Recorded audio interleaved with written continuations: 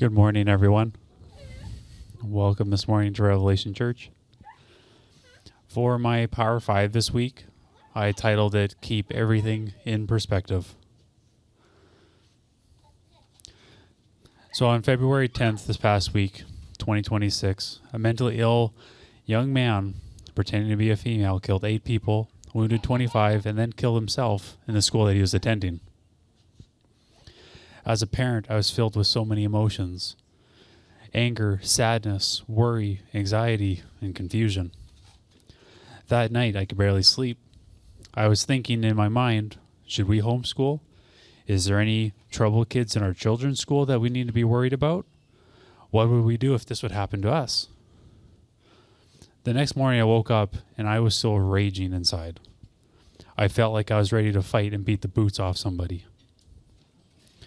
I was furious that this happened, that children were murdered by a person who was mentally ill, who wasn't helped to get better, but celebrated in his delusions.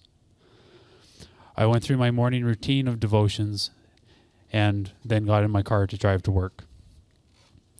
My spirit was setting off almost an alarm warning inside of me about how upset I was.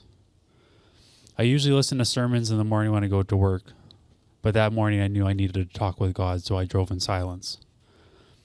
I talked and pleaded with God to please help me understand why. I asked him to teach me how to deal with this through his view. And that's when I heard a calm voice answer that wars, school shootings, men pretending to be women, women pretending to be man, all of this is allowed and celebrated because Satan rules this world until Jesus returns. Nothing about what is happening is new. And the world has been reacting in a liberal versus conservative war that the most deadly shooting in Canadian history is to be blamed on the Liberals. But it wasn't due to the Liberals. It is due to Satan using people as puppets to further remove people from godly values and wisdom.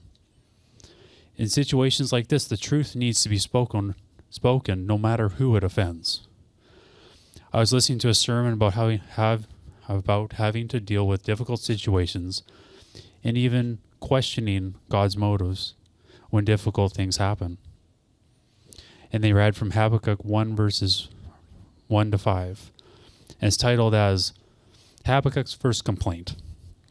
The oracle that Habakkuk the prophet saw, O Lord, how long should I cry for help, and will you not hear? Or cry to you violence, and you will not save? Why do you make me see iniquity, and why do you idly look at wrong? Destruction and violence are before me, strife and contention arise. So the law is paralyzed, and justice never goes forth. For the wicked surround the righteous, so justice goes forth perverted. And verse 5 is titled, The Lord Answers. Look among the nations and see, wonder and be astounded, for I am doing a work in your days that you would not believe if you were told. This passage was exactly the thoughts that were going through my mind. God, why does it seem like you're idle when horrible things happen? How much worse does it need to be before you come back? It's so obvious how evil the world really is. We are called to be peaceable, but more and more I'm having to fight in my flesh, not to physically fight back and take care of business. But after hearing God talk to me about this, I have peace because God is good.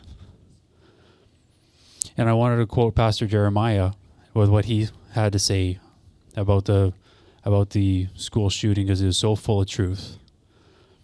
And he said, so long as we as a nation continue to tolerate sin will produce its fruit, death. So long as we as Christians remain silent on the real issue, Satan wins and the innocent get hurt. The gravest of sins are always preceded by the meditations of evil thoughts. The only way the world will ever know what's true and good is if those who represent the author of those virtues stand up and start being light and salt. Jesus taught that if we as Christians lose our saltiness, we cease to be useful. We as Christians are guilty of this and need to change. Love doesn't remain silent when people jump into Satan's lies and believe them to be true. Love doesn't stand by in comfort while the world around them seeks to find answers we refuse to give. Love doesn't compromise on the truth that saves. Love doesn't compromise on the truth that makes others feel comfortable. Love is light, and it contrasts the darkness because they aren't the same. And as God states in Habakkuk 1, "For I am doing a work in your days that you would not believe if told." God is good no matter what. God is always present, always loving, always just. May God's will be done in our nation. Let us go into this week with the mindset of being useful and pray to see problems through the perspective of God. Not the fleshly battles, but spiritual. Now, more than ever, we need to be salty.